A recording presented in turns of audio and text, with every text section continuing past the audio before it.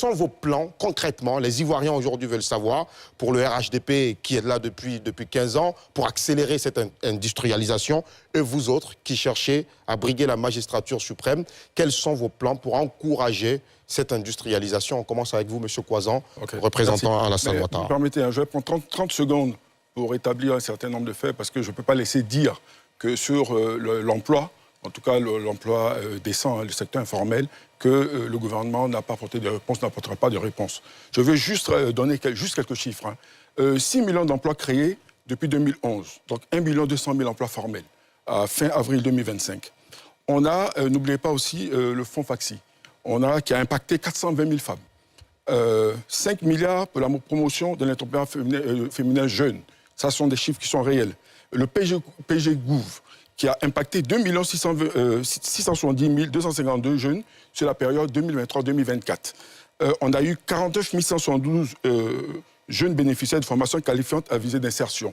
Le gouvernement a créé le guichet unique du développement des entreprises, le GUD, qui permet justement, à travers donc, ces 3 filiales, qui sont donc Côte d'Ivoire PME, qui donc accompagnent les entreprises dans l'élaboration de leur business plan, les jeunes entrepreneurs, qui sont également SGPM, la société des garanties des PME, qui permet donc d'accompagner les entreprises, les jeunes entrepreneurs dans leur financement, et également Côte d'Ivoire Export, qui permet donc d'accompagner nos entreprises à la conquête des marchés internationaux. Ce sont des faits sur lesquels aujourd'hui il y a un impact direct sur la formalisation donc de notre économie. Je veux rappeler également qu'au niveau donc de cette formalisation, l'État, à travers la carte de commerçant, permet donc de recenser l'ensemble des acteurs du secteur commerce sur le territoire national, afin de faciliter l'inclusion financière et de mieux apprécier donc les politiques publiques qui seront mises en œuvre. Je veux m'arrêter là en ce qui concerne donc le volet de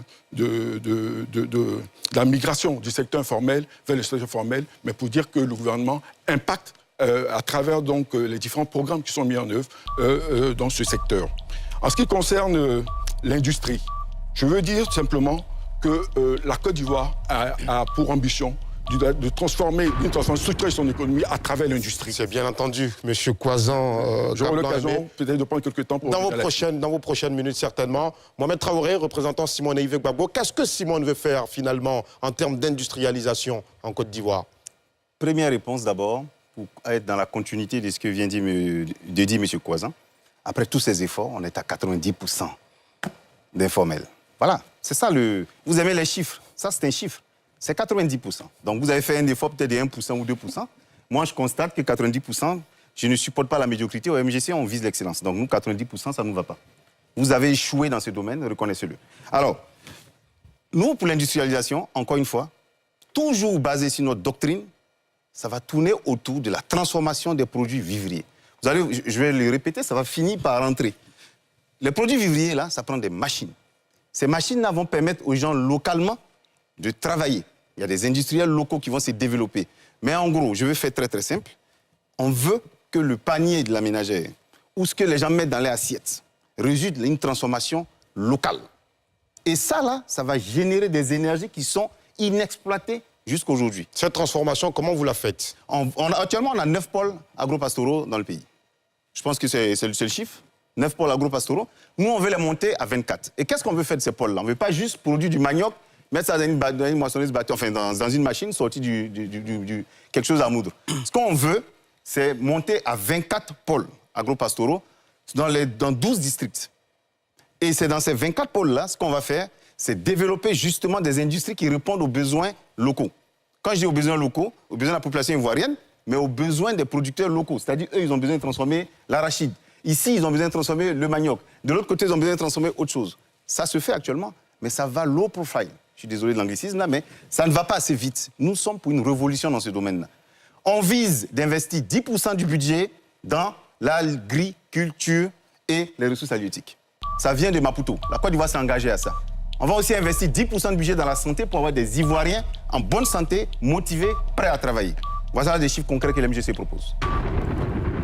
Mamoudou Meïté, qu'est-ce que vous allez faire avec votre candidate si vous êtes élu au soir du 25 octobre en termes d'industrialisation en Côte d'Ivoire? L'industrialisation, j'ai déjà évoqué les avantages. Ça crée beaucoup d'emplois. ça ajoute de la valeur et ça donne des débouchés multiples. Et si nous pour industrialiser la filière anacarde, 2 ans suffisent.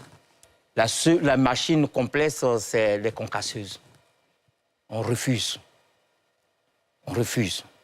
Et c'est malheureux pour l'Afrique.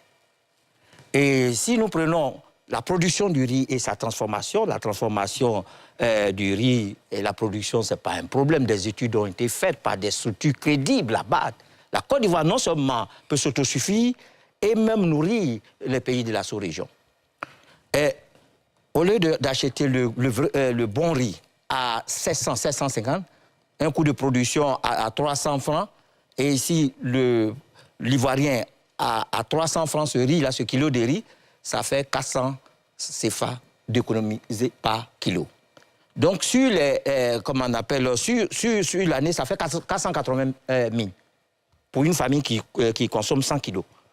480 000 d'économie.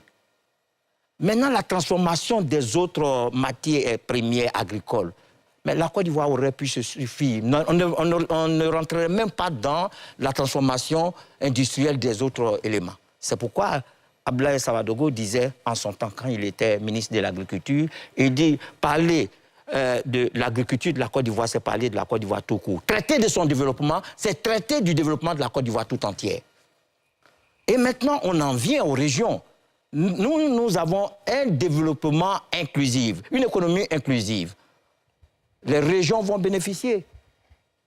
Moi, je suis islamologue, je suis en contact avec les pays du Golfe. Comment ils ont fait avec le pétrole? Certains avec le pétrole, d'autres avec le gaz. Mais allez-y voir.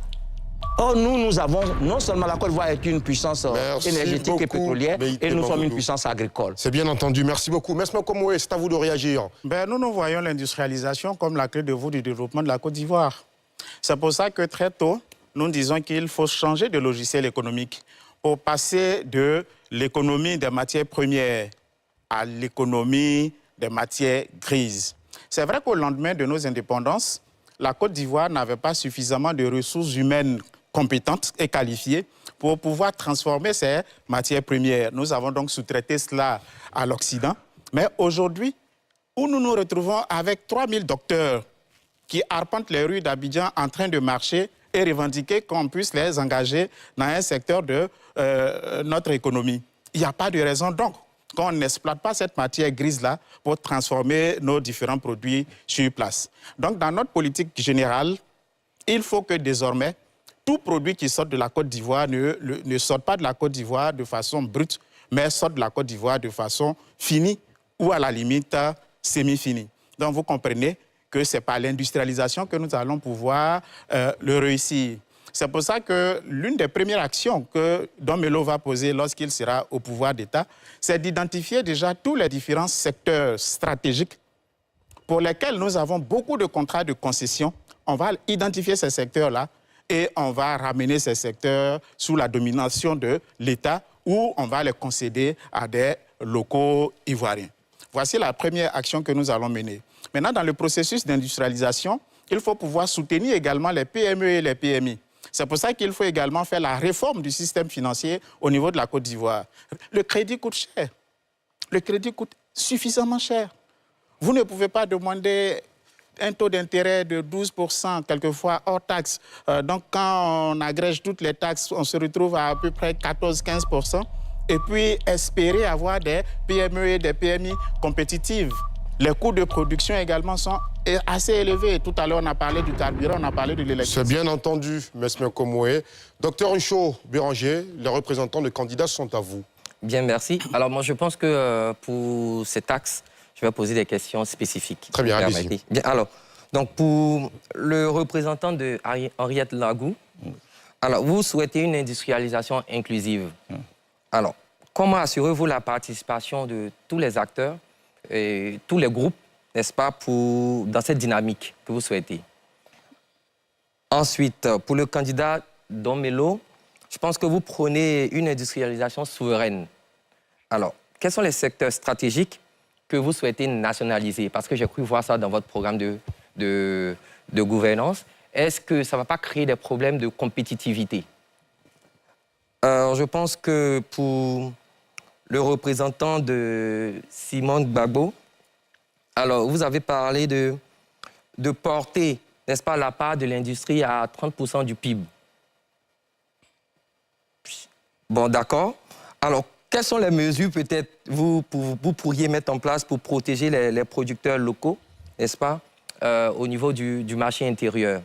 Alors, pour le candidat du président Alassane Ouattara, alors, la question est la suivante. Alors, quels sont les nouveaux secteurs industriels prioritaires pour le prochain PND, de sorte à favoriser cette croissance qui pourrait être plus tard peut-être bien redistribuée au niveau de la Je pense que population. tout à l'heure, pour la petite précision, Dr Oncho, vous faisiez donc allusion au PIB, le produit intérieur brut. On va commencer par le candidat Mesmin Komoué, le représentant Mesmin Komoué, représentant de Awa Domelo. Bien, les secteurs prioritaires pour nous qu'il faut tout de suite, on ne dit pas nationaliser, mais ce sera comme... Il s'agit de l'eau, par exemple. Il faut que notre eau soit sous notre propre domination. Il s'agit de l'électricité. Et quand nous parlons d'électricité, nous allons un peu plus loin davantage. Aujourd'hui, on sait que principalement notre électricité provient de nos barrages hydroélectriques ou bien de nos centrales thermiques. Pour nous, aujourd'hui, avec l'industrialisation massive que nous voulons mettre en place, il faut convoquer de nouvelles sources d'énergie, notamment l'énergie nucléaire. Et il y a des partenaires qui savent aujourd'hui monter des centrales nucléaires pour pouvoir alimenter toutes ces usines que nous allons promouvoir. Donc ces différents secteurs-là doivent être sous le contrôle de l'État ou d'opérateurs locaux, d'opérateurs nationaux. Il y a également les télécommunications. Et nous l'avons dit également, nous allons mettre un accent particulier sur l'industrie militaire. Il n'est pas normal que 60 ans après notre indépendance, nous ne soyons pas capables de fabriquer la seule munition ou un seul pistolet pour pouvoir défendre notre pays en cas de besoin. Donc voici quelques secteurs vraiment prioritaires pour lesquels tout de suite l'État va prendre ses responsabilités. Mais je l'ai dit, en les gérant ou en les co-gérant avec des opérateurs locaux. Parce que notre souveraineté en dépend. Vous ne pouvez pas proclamer votre souveraineté et puis avoir votre télécommunication qui est gérée par des multinationales étrangères. Vous ne pouvez pas proclamer votre souveraineté et puis avoir votre eau et votre électricité gérées par des puissances étrangères. Très bien. Je pense que c'est bien entendu. On va passer donc au représentant du candidat Simone Yves Gbagbo. Alors, je voulais déjà préciser, 30% du PIB, je ne me souviens pas avoir parlé de l'industrie au niveau du PIB. Je parlais de l'agriculture. Je disais que pour faire suite au traité de Maputo, où on disait, tous les pays africains, enfin, la majorité sont engagés à financer, à mettre 10% de leur budget dans l'agriculture et les ressources halieutiques. Donc voilà, pour le développement de cette industrie-là. Donc ce sont ces fameux 10%-là qui seront orientés dans les différents secteurs. Quand je dis secteur, on parle de la production, on parle de la première transformation, la distribution, enfin, toute la chaîne de valeur des produits vivriers. Donc, c'est de ça que je voulais parler. Alors, quand vous parlez de comment on protège les producteurs locaux, je vous dirais même de façon structurelle. Comment s'est bâti le programme? Les producteurs locaux sont au cœur. Les locaux sont au cœur. On parle de contenu local, puisqu'on dit, si on va dans une région, on utilise les fils de la région, la production de cette région, et on la transforme à travers des équipements qui sont fournis par des entreprises ivoiriennes. Et une fois que ces équipements-là permettent de faire la transformation, si on ne peut pas, on va prendre à l'étranger, mais on privilégie d'abord le contenu local. Et une fois qu'on a cette transformation-là, la distribution se fait forcément par des locaux pour sortir le produit. Donc à ce moment-là, ils sont dans toute la chaîne de valeur du produit. Donc ça, c'est pour répondre à votre question, mais comme j'ai un peu de temps, je vais en profiter. On a des ouvertures. Parce qu'actuellement, à la Côte d'Ivoire, il y a de l'argent qui traîne qu'on peut ramasser. C'est les déficits par rapport aux importations. Je prends l'exemple du riz. Donc 60% du riz est importé. Nous voulons passer ce taux-là à 45% sur 5 ans.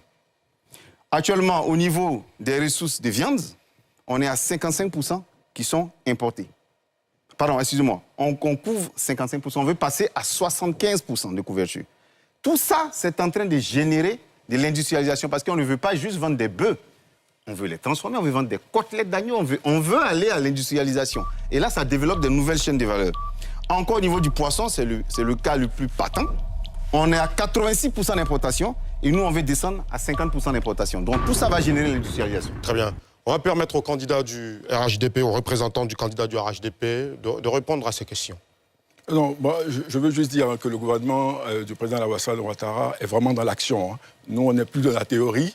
Ce qu'il faut juste rappeler, c'est que sur cette période-là, 3 zones industrielles ont été réhabilitées.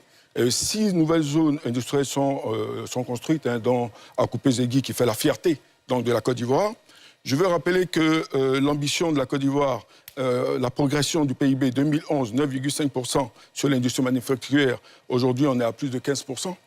Je veux rappeler également le taux de transformation de l'arcade qui est au-delà de 36%.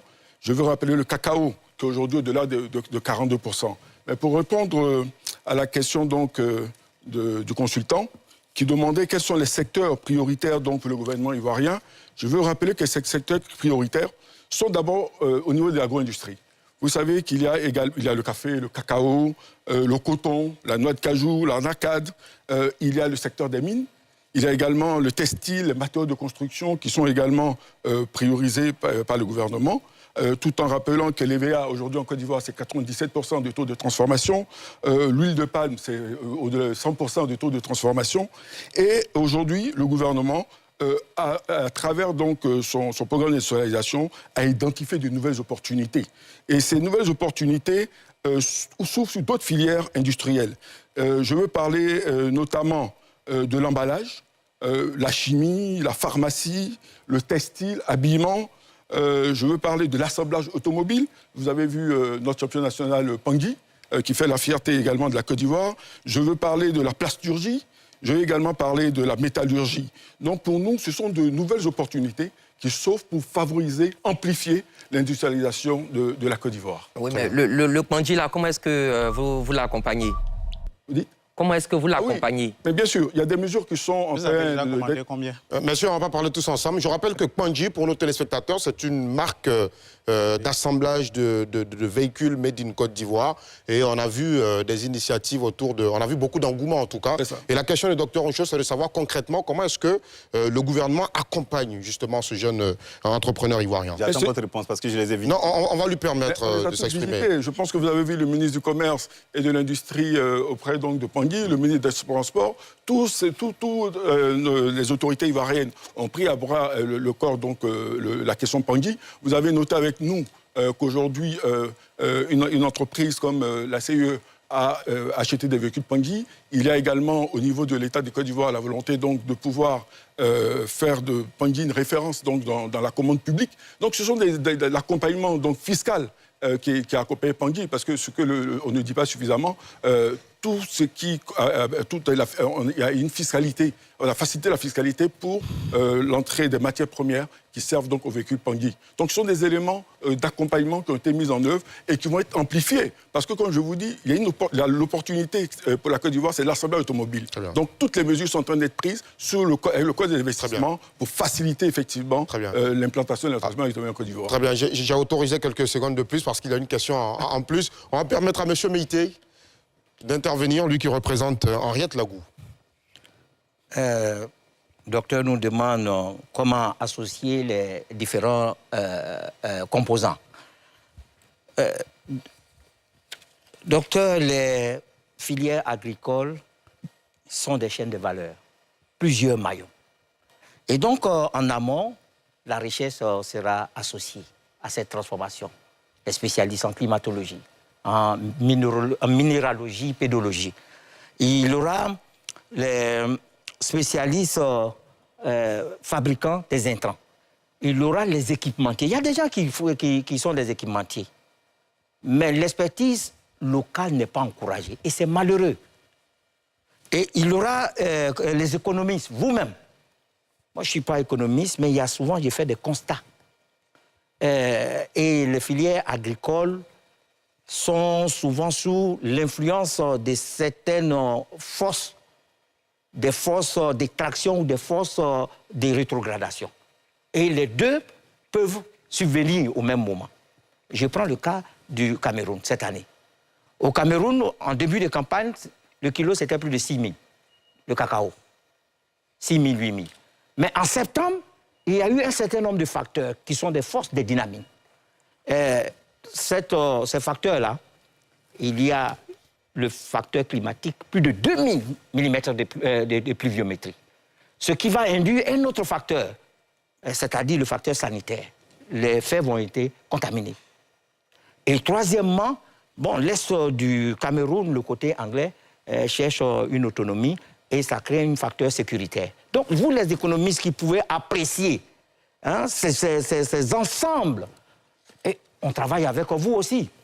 Maintenant, quand il y a la transformation, bon, il y a bien évidemment la commercialisation locale, ça sera plus des noix, ça sera des amandes, ou bien bon, des confitures, des jus. Merci il beaucoup. y a le financement, il y a l'État avec des fonds de souveraineté. Très bien, merci beaucoup Meïté Mamoudou. On va permettre à Dr Fofana Mustapha de poser ses questions.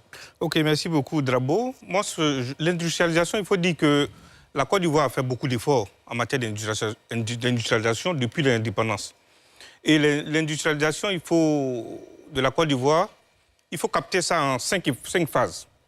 De 60 à 80, c'est-à-dire la phase où on avait les sodés, c'est-à-dire où l'État intervenait directement.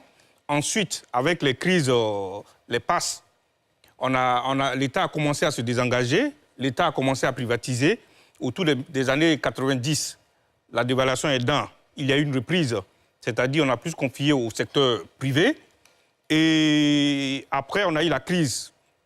Sinon, le conflit de 2010 à 2000 à 2010. Et ce conflit-là a mis en mal le tissu industriel.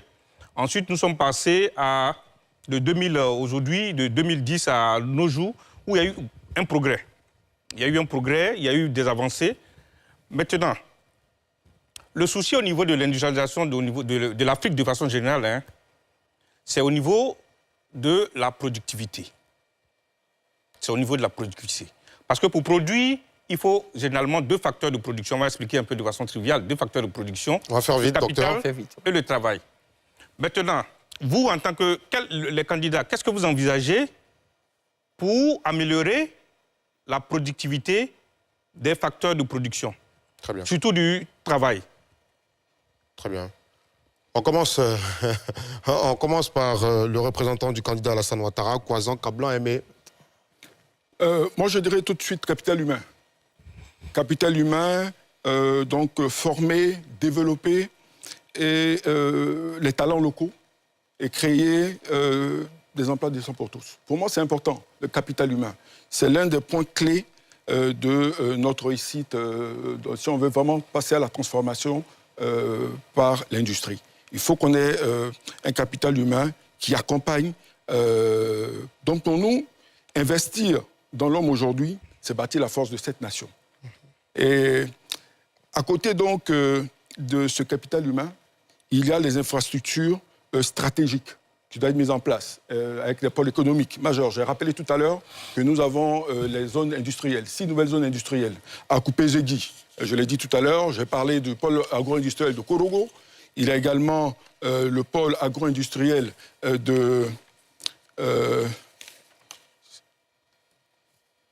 on a eu Korogo, on a eu également Yamoussoukro, qui est en train d'être construit. On a également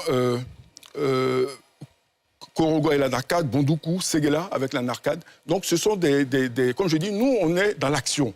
Voilà, le président Alassane Ouattara est dans l'action. On n'est pas en train de dire on va faire, on est en train de le faire. Et à côté donc de tous ces pôles, économiques, en plus du capital humain dont j'ai parlé, et qui est très important, il y a également la modernisation de l'agriculture.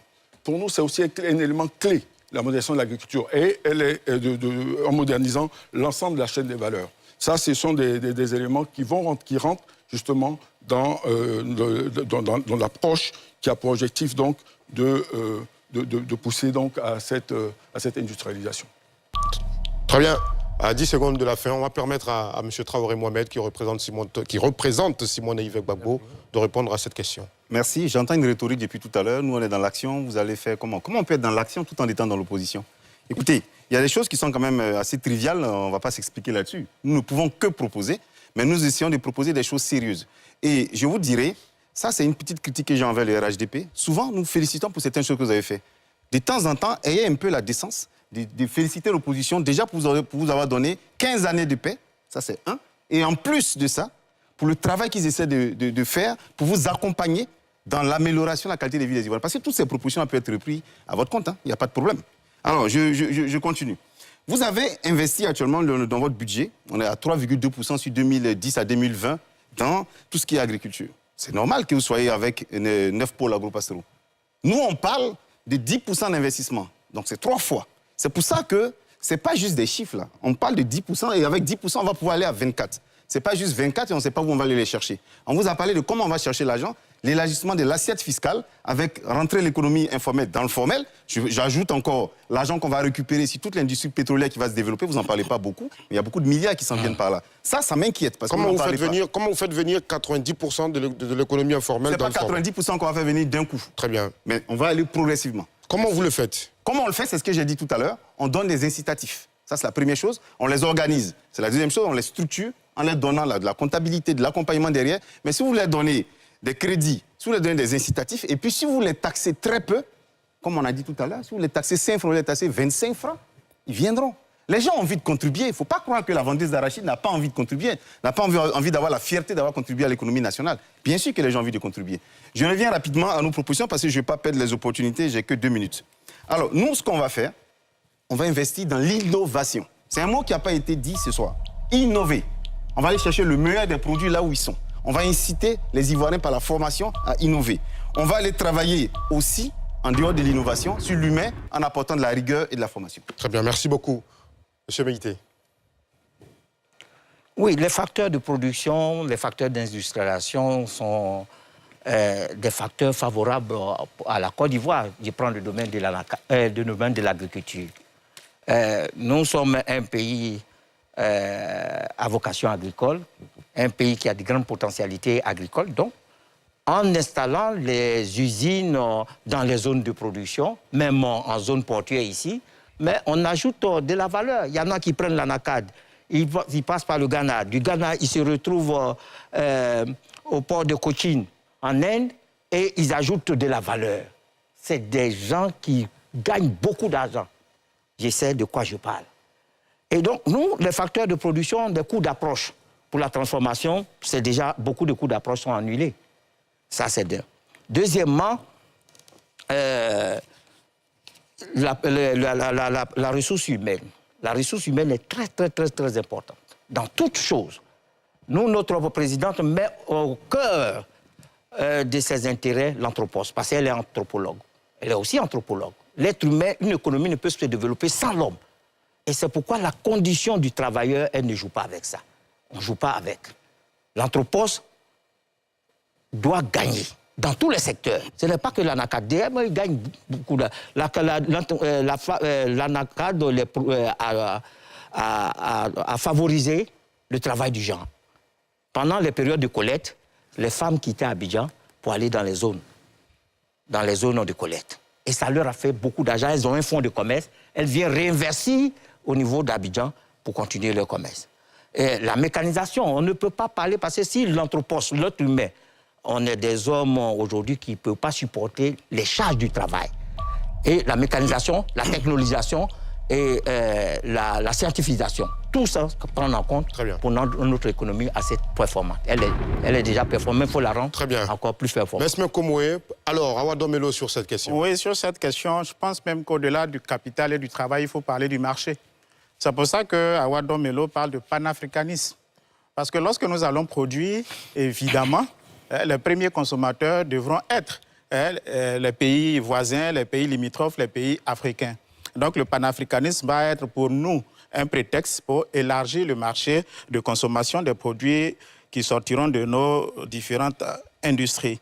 Mais avant de poursuivre et de donner quelques détails, permettez-moi de revenir sur ce petit détail-là. Vous voyez, tout à l'heure, le représentant du RHDP a dit tous les accompagnements qu'ils font. Je l'ai dit au niveau de la Côte d'Ivoire, lorsque vous regardez tout ce qui est théorie, c'est parfait, c'est bon. Revenons sur Pandji. On l'a tellement soutenu qu'aucun ministère n'a passé une seule commande avec lui. La CIE n'est pas une entreprise publique. Aucun ministère. alors que récemment, des véhicules ont été attribués à quelques responsables administratifs. On l'a tellement soutenu qu'il n'est pas compétitif. Connaissez le prix de vente de Bandji par rapport à tous les véhicules de même gamme qui nous viennent de Chine et d'Inde? Il faut réduire pour ces locaux-là, pour ces champions que nous voulons former, il faut réduire les différents coûts du facteur pour qu'au final, son produit soit compétitif. Le deuxième exemple que je voudrais prendre, il y a un groupe de jeunes pharmaciens qui, dans le cadre de la couverture maladie universelle, ont voulu mettre en place une entreprise pharmaceutique à l'effet de produire le paracétamol et ils ont demandé dans un premier temps même un contrat d'exclusivité pour fournir le paracétamol à l'État de Côte d'Ivoire. Ils n'ont pas eu ils n'ont pas eu une suite favorable. De sorte qu'aujourd'hui, quand ils produisent le paracétamol, il est moins compétitif que celui qui vient de l'Inde. Bon, je réserve mon autre temps de parole, si j'en ai encore, pour aller sur les détails au niveau du capital et du travail. Merci beaucoup, M. Komoé. Merci à vous aussi, messieurs, pour vos réponses à ces questions qui ont été posées par nos deux chroniqueurs en plateau. On va marquer une petite pause, ça sera la dernière de cette émission, et on se retrouve pour le dernier virage. À tout de suite. 1975-2025. Depuis 50 ans, Petroci est le pilier de l'énergie dans notre pays. Le gaz butane à la portée de tous les ménages, c'est Petroci. Les énergies propres et bon marché qui alimentent nos industries, c'est aussi Petroci. Les bus émergents qui roulent au gaz naturel véhicule, c'est aussi Petroci. 258 km de pipeline multi-produits d'Abidjan à Yamoussoukro, c'est aussi Petroci. 200 000 barils de pétrole jour d'ici 2028, c'est aussi Petroci. Petroci. Produire l'énergie d'une nation forte. En octobre, seulement avec Canal+. Je fais pas ça pour l'argent. Salut la musique. Vous êtes sur Canal+. Gardez-vous. Avec Canal+, changez de dimension. Vous avez l'offre Access à 5 000 francs, accédez à la formule Évasion pendant 30 jours pour seulement 2 000 francs de plus. Réabonnez-vous en choisissant bien la formule Évasion en point de vente ou par Mobile Money. 6 femmes au parcours différent affrontent des épreuves douloureuses, viol, abus, stigmatisation, infertilité et mariage forcé. Abby, je suis sûre de toi. Elle le fait parce qu'elle aime sa famille. Ah, le plus important, c'est que tu sois là. Ne pleure pas, Awa, tu vas gâter ton maquillage. À travers leur lutte, elles transforment les blessures en force dans les perles de Babi. Je te conseille de rester fidèle à nos traditions. Tonton. Awa, Wallahi Bilahi, tu vas épouser Idriss et nous donner des enfants. J'ai fini de parler. Retrouvez les perles de Babi du lundi au vendredi à 21h30 sur NCI. Alisha, épouse parfaite, voit son monde s'écrouler en découvrant la trahison de son mari Alex et de sa meilleure amie Diana. Tu devrais avoir honte. Pourquoi aurais-je honte de dire la vérité? Brisée, mais déterminée, elle s'engage dans une quête de vengeance contre ceux en qui elle avait placé toute sa confiance. Tu veux te mettre entre nous? Pour qu'Alex me quitte pour être avec toi? Ça ne va jamais arriver. Kiou, quand l'amour se transforme en haine, personne n'en sort indemne. Je suis pas venue ici pour toi. Retrouvez Kiou à partir du 20 octobre sur NCI.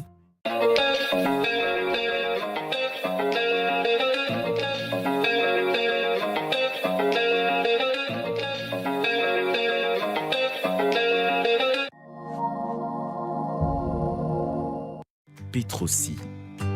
Produire l'énergie d'une nation forte. Merci à vous, chez vous, de suivre la quotidienne info spéciale présidentielle 2025. Le scrutin, c'est le 25 octobre prochain. Ici donc, en Côte d'Ivoire, sur toute l'étendue du territoire, bien évidemment. Messieurs, vous avez 30 secondes là maintenant pour conclure vos différentes prises de parole, chacun, avant donc d'aller donc au terme de cette émission. Malheureusement, les impératifs du temps sont tels que nous sommes obligés de rendre l'antenne dans 2 minutes. Je vais vous permettre donc, en 30 secondes chacun, de dire un mot de la fin. On commencera par vous, monsieur le représentant du candidat Alassane Ouattara, Kwazan Kablan-Aimé.